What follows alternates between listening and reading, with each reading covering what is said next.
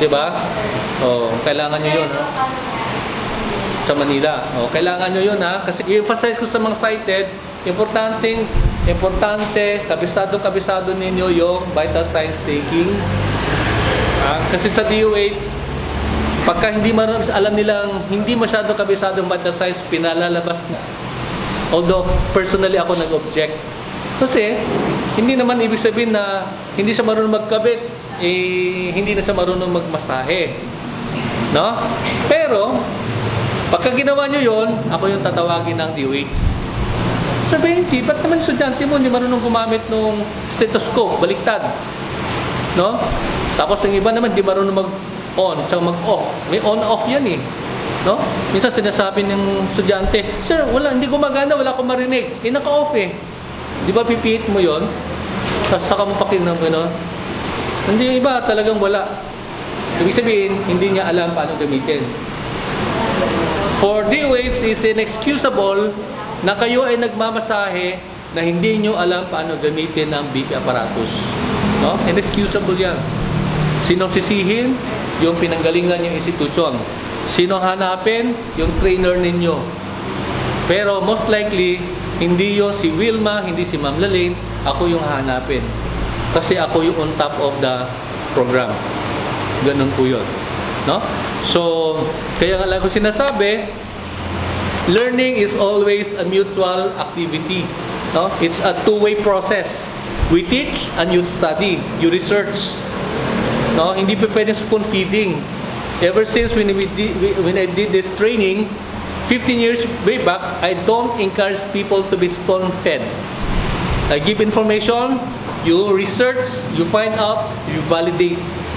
Whatever your finding is that might be contrary to what your assessor might have said, then it is your obligation to let the person know and ask for clarification.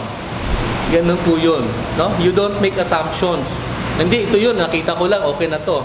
And by the way, kung may napanood kayo sa video na ginawa natin, it doesn't exactly mean na yan yung tama hanggang ngayon. Kasi it could have been done 10 years ago. No? Marami ng pagbabago eh. That's why, kung ano yung tinuro sa inyo, panoorin sa video, i-validate nyo. Sir, okay ba itong ginawa ko? No? Baka naman luma na to. Yung mga ganon, no? An example is, yung pincement. Yung pincement nung araw, ang uso niyan dito. No? Until eventually, it was agreed, dito pwede gawin sa likod. Pincement. So that was in the past. No? Kasi kung nakadapa yun, tapos pinapatiyaya mo, kasi gusto mo i-perform dito, dahil yun na nabasa mo, napanood mo sa video ni Sir Benji or ni Sir Miller, may problema na tayo. No? So, kung ano man napanood nyo roon, nagawa natin, i-ano nyo na lang, i-validate nyo na lang kung feeling ninyo, yun pa rin yung tama or hindi tama.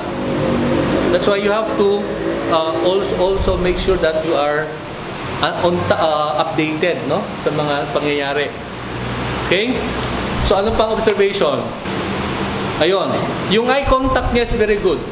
No? Kahit hindi, I'm not sure kung nakikita niya na maayos, pero nakatingin siya ng straight doon sa kanyang kausap. No? Tapos si Alex naman, bongga rin siya, no? Tatanong ko rin yung sa'yo. Hindi, okay lang yun. Ganun yung mangyayari sa DOH, no? Ulit-ulitin kong sabihin sa inyo, hindi nila kayo ina-expect na perfect yung inyong answers. Ang kanilang hinahanap lagi, understanding, yung sinasabi natin. No? So, whatever the answer might be, pwede nyo i-express in your own words. Pero kung memoryado ninyo, like basic lang naman yung meaning na massage, then you go. Diretsuin mo na. No? Pero kung hindi, then you try to explain the way you understand things. Huwag lang kayo umimbento ng storya. No? Halimbawa, pero iba akong narinig eh, ang tapotment ay parang pagmamartilyo, ganyan-ganyan.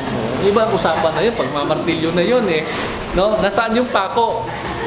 Hanapin sa inyo yun, di ba? Ang layo naman nun. O, katulad sinabi ko sa inyo, ang tawag dito ay crab walk. Di ba? Tapos sabi ng aseso, sandali, di ba ang crab hindi naman diretsong paglakad yan, patagilid? Ay, oo nga po sir. So, ganito ang gagawin ko ngayon. O, nagpatagilid yung crab walk. Huwag kayong mataranta kapag nagkamali kayo ng performance ng stroke. Lagi sinasabi ng komite, pagka nakalimutan nyo ang kasunod ng gagawin yung sub-variation ng F-Rods, you can always jump to another stroke and perform. It's not the end of the world. Pagka nakalimutan mong kasunod nung stroke na gagawin mo, huwag kayo mag-freeze. No? You ask permission, sir, nakalimutan ko po yung kasunod na gagawin ko, may na-proceed muna doon sa Peter charge. That will be allowed. No? That will be allowed. So, pwede yung ganun. Kaya lang, huwag naman yung, sir, naalala ko na, sir. O, balik ka na sa F-Rods. Ay, sir, sandali, sir. Pwede bang sa huli na lang muna, vibration na lang muna, sir? Tapos perform ka. Ay, sir, naalala ko na po yung F-Rods. Balik ka na sa F-Rods. Nililito nyo yung assessor. So, kung hindi nyo matandaan, ask permission to proceed. But never stop talking. At kung anong tanong at ayaw nyo magsalita, wala na sila magagawa. That is always the reason why people do not pass, because they stop talking. Okay? So, ayun. So, palapak ulit natin yung